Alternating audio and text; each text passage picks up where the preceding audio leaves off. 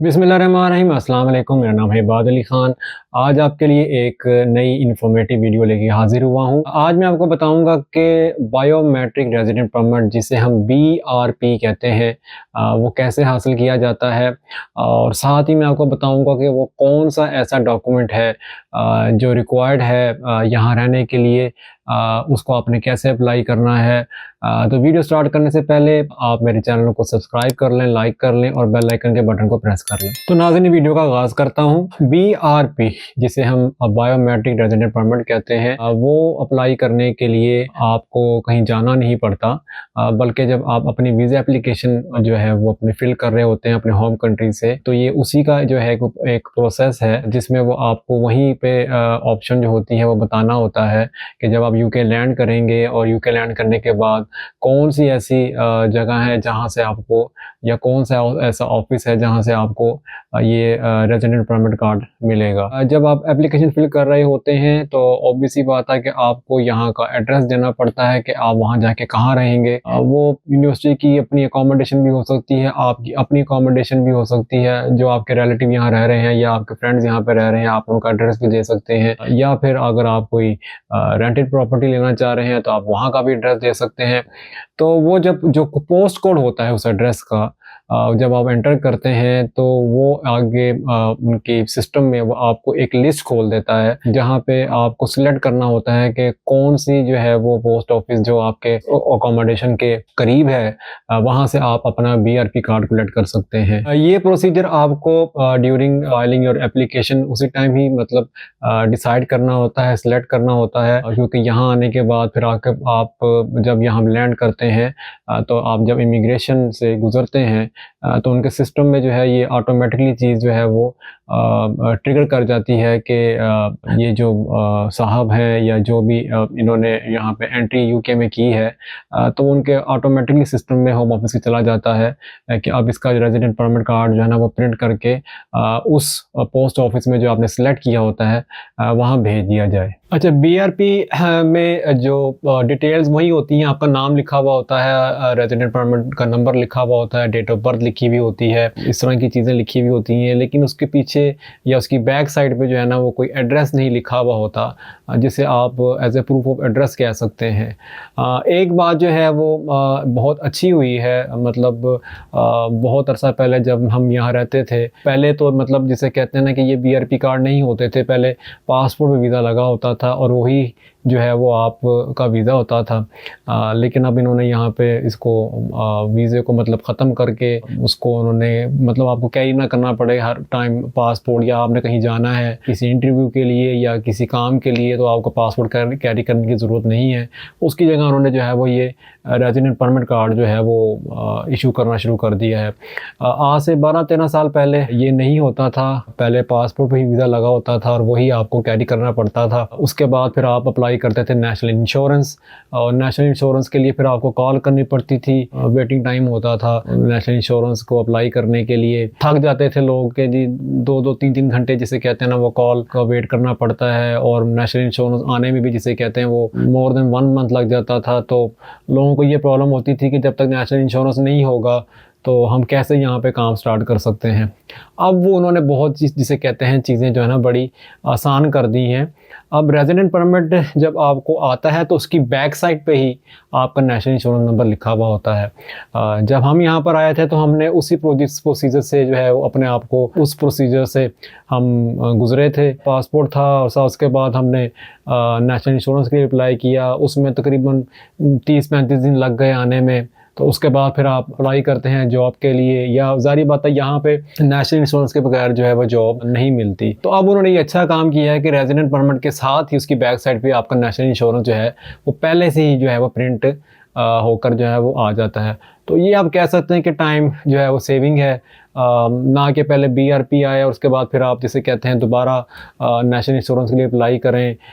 तो वो आप समझ सकते हैं कि 20 से 30 दिन जो है ना वो आपके फजूल में ज़ाया हो जाते हैं। बहुत से लूप्स होल थे आज से कोई 10-12 साल पहले, जिसको उन्होंने बहुत हद तक जिसे कहते हैं वो ख़त्म कर दिया है। पहले डिपार्टमेंट्स भी जो थे वो गवर्नमेंट के आपस में कनेक्टेड नहीं थे, अब उन्होंने एक दूसरे के साथ कनेक्ट कर दिया है। ये देखें ना, मतलब एचएम रेवेन्यू है इनका, टैक्स जिसको हम टैक्स डिपार्टमेंट कह सकते हैं, जैसे पाकिस्तान में एफबीआर है, नेशनल इंश्योरेंस जो है वो उनके अंडर आता है।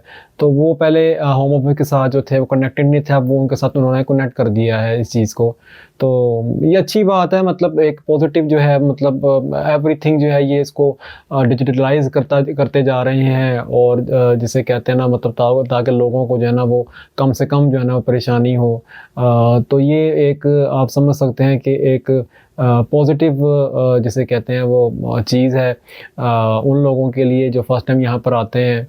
मैं तो क्योंकि यहाँ रह के गया हुआ था, तो मुझे तो नेशनल इंश्योरेंस की ज़रूरत नहीं थी, क्योंकि नेशनल इंश्योरेंस जो है वो एक दफ़ा ही जो है वो आपको ज़िंदगी में जो है ना मिलता है, और वो ताहयात जो है ना वो आपकी नेशनल इंश्योरेंस चलता रहता है।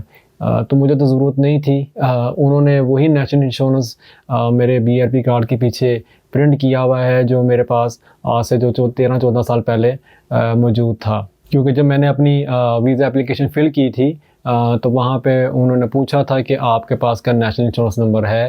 तो ऑब्वियस सी बात मेरे पास था, तो मैंने उसमें लिख दिया था।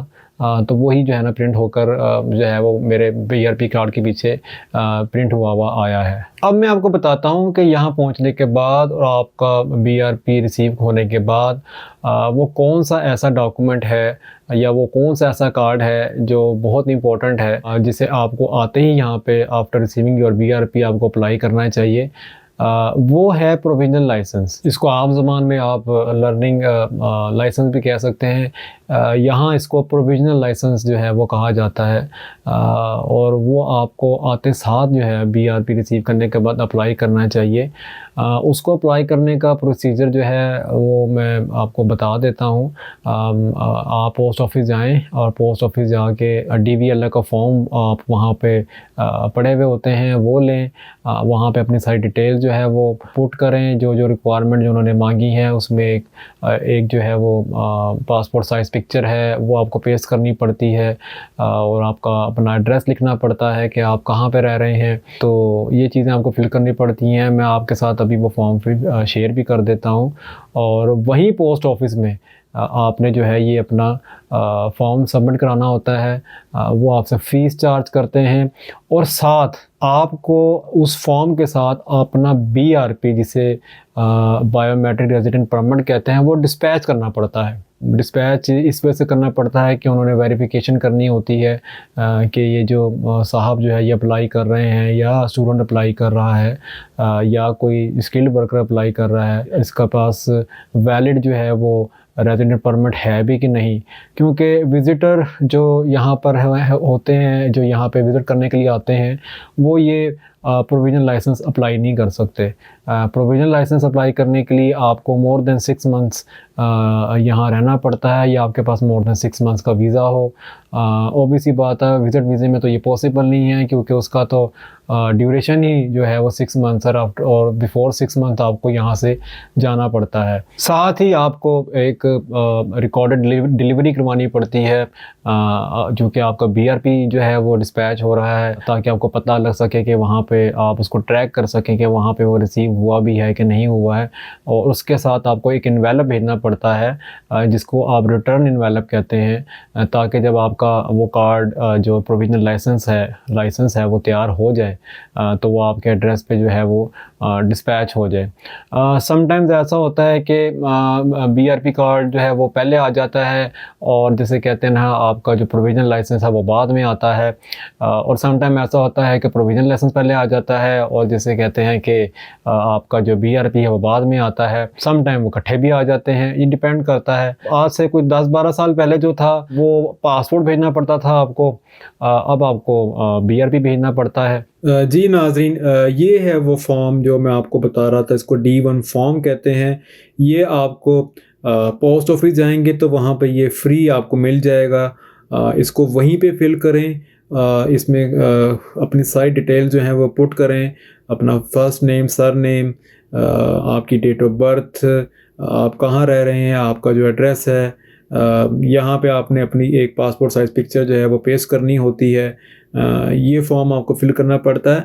अच्छा, ये आपको समझ ना आए, मतलब फॉर्म में समटाइम जो आपको समझ नहीं आ रही होती चीज़ें, तो आप पोस्ट ऑफिस के किसी भी स्टाफ मेंबर से पूछ भी सकते हैं। तो वो आपको बता देते हैं कि जी अच्छा, इसको इसमें ये जो है चीज़ें जो है ना आपकी रह गई हैं, इसको ऐसे फिल कर लें। वो आपको मतलब हेल्प आउट कर देते हैं इस चीज़ को फिल करने में।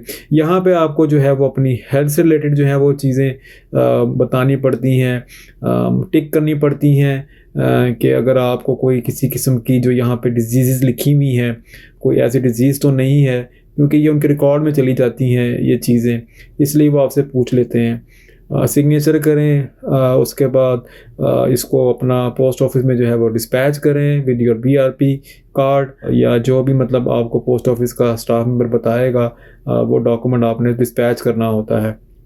तो ये इस तरह का फॉर्म है, इसको आपको फिल करना पड़ता है DVLA, या जिसे हम कहते हैं प्रोविजनल लाइसेंस अप्लाई करने के लिए। इस प्रोविजनल लाइसेंस की अहमियत का अंदाज़ा आप यहाँ से लगा सकते हैं। जब आप यहाँ पे लैंड करते हैं तो आपका कोई प्रूफ ऑफ एड्रेस नहीं होता। मैंने आपको पहले अर्ज़ किया कि BRP के ऊपर आपका एड्रेस नहीं लिखा हुआ होता, और जब ये आपका प्रोविजनल लाइसेंस बनकर आ जाता है तो इसके ऊपर आपका नाम, आपकी डेट ऑफ बर्थ और जहाँ पे आप रह रहे हैं उसका एड्रेस लिखा होता है, और इसको आप as a proof of address इस्तेमाल कर सकते हैं।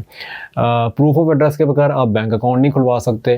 तो इसलिए जो है मैं आपको बताना चाह रहा हूँ कि जब आपका BRP रिसीव हो जाए तो सबसे पहले आपने ये वाला काम करना है, ताकि आपके पास एक प्रूफ ऑफ एड्रेस जो है वो आ जाए। कल को आपने ऑब्वियस सी बात है कि बैंक अकाउंट के लिए अप्लाई करना है या जॉब के लिए अप्लाई करना है या जो भी मतलब मामला है, तो प्रूफ ऑफ एड्रेस जो है वो उसके लिए बड़ा ज़रूरी होता है, और उसके लिए वो डॉक्यूमेंट मांगते हैं कि आपके पास प्रूफ ऑफ एड्रेस क्या है। तो अब ये है कि एक तो प्रूफ ऑफ एड्रेस आपका ये प्रोविजनल लाइसेंस है, क्योंकि इसमें आपकी पिक्चर भी लगी हुई है, नाम भी लिखा हुआ है, डेट ऑफ बर्थ भी लिखी हुई है और आपका एड्रेस भी लिखा हुआ है। तो ये आप as a proof of address जो है उसको यूज़ कर सकते हैं। साथ ही जब आप के पास ये प्रूफ ऑफ एड्रेस आ जाता है तो ये जो प्रोविजनल लाइसेंस है, आप इस पे ऐसा हरगिज़ नहीं है कि आप यहाँ पे प्रोविजनल लाइसेंस के ऊपर जो है ना वो गाड़ी ड्राइव कर सकें, ऐसा बिल्कुल भी नहीं है। ये एक समझने एक प्रोविजनल लाइसेंस है। आप इसको as a proof of address इस्तेमाल कर सकते हैं। और ऑब्वियसली बात है, जब आपने यहाँ का ड्राइविंग टेस्ट पास करना है या जब आपने थ्योरी टेस्ट पास करना है तो उसके लिए आपका ये प्रोविजनल लाइसेंस जो है ना वो होना बड़ा ज़रूरी है। इसके बगैर ना तो आप थ्योरी टेस्ट क्लियर कर सकते हैं, और ना जब तक थ्योरी टेस्ट क्लियर नहीं होगा तो अपना ड्राइविंग जो टेस्ट है वो भी बुक नहीं कर सकते। तो ये बड़ा इंपॉर्टेंट डॉक्यूमेंट है। तो मैंने सोचा कि चले मैं आपसे शेयर कर देता हूँ कि जब आप यहाँ लैंड करें तो ये दो चीज़ों बातों का ज़रूर ध्यान रखें। एक तो BRP जो है वो टाइमली जो है रिसीव कर लें। अगर वो पोस्ट ऑफिस में नहीं आता तो हर दूसरे या तीसरे चौथे दिन जाके वहाँ ज़रूर पता करें। और दूसरा जो है वो प्रोविजनल लाइसेंस सबसे पहले बनवाएं, ताकि वो आपके पास एक और जो है वो आइडेंटिफिकेशन जो है ना वो आपकी इस मुल्क में रहने की जो ना वो आ जाए। ये एक छोटी सी वीडियो थी अवेयरनेस के लिए। इसके बाद मैं आपको बताऊंगा कि बैंक अकाउंट कैसे जो है वो खुलवाया जा सकता है, यूटिलिटी बिल जो हैं वो कैसे आप अपने नाम करवा सकते हैं। ये मैं आपको अपनी एक आने वाली नई वीडियो में है जो है वो डिस्कस करूँगा, बताऊँगा, ताकि आपके पास अवेयरनेस हो। क्योंकि मकसद ये वाला है अवेयरनेस देने का, जब आप यहाँ आएँ तो अगर आपका यहाँ कोई जानने वाला नहीं है तो आप ये ना हो कि कोई आपको गलत गाइड कर दे और आप जिसे कहते हैं अपना टाइम यहाँ पे वेस्ट करते रहें। तो आपके इल्म में या आपके माइंड में ये होना चाहिए कि मैंने जाते साथ जो है ना ये काम करने हैं और ये मैंने करवाने हैं।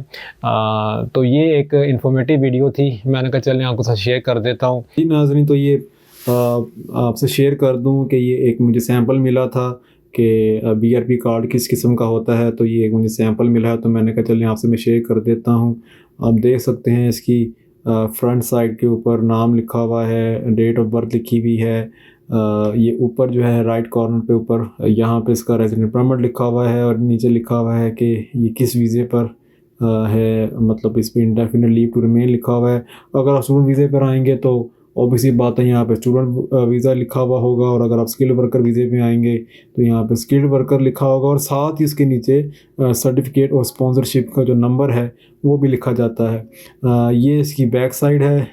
इसमें नज़र नहीं आ रहा है कि नेशनल इंश्योरेंस नंबर यहाँ पे मेंशन नहीं है। आई थिंक सो कि ये कोई पुराना इमेज है, लेकिन अब जो है इसके अंदर जो है वो नेशनल इंश्योरेंस नंबर लिखा आना जो है वो शुरू हो गया हुआ है। तो आपको जो है वो नेशनल इंश्योरेंस नंबर अप्लाई नहीं करना पड़ता। तो ये एक मुझे सैंपल मिला था, मैंने कहा चले मैं आपसे शेयर कर लेता हूँ। वीडियो अपनी यहीं पे ख़त्म करता हूँ और एक नई वीडियो के साथ दोबारा हाज़िर होऊंगा। मेरी नई वीडियो आने तक अपना बहुत ख्याल रखें, सबको दुआ में याद रखें, और जाने से पहले आपसे रिक्वेस्ट है कि मेरे चैनल को सब्सक्राइब कर लें, लाइक कर लें, बेल आइकन के बटन को दबा लें। तब तक के लिए अस्सलाम वालेकुम।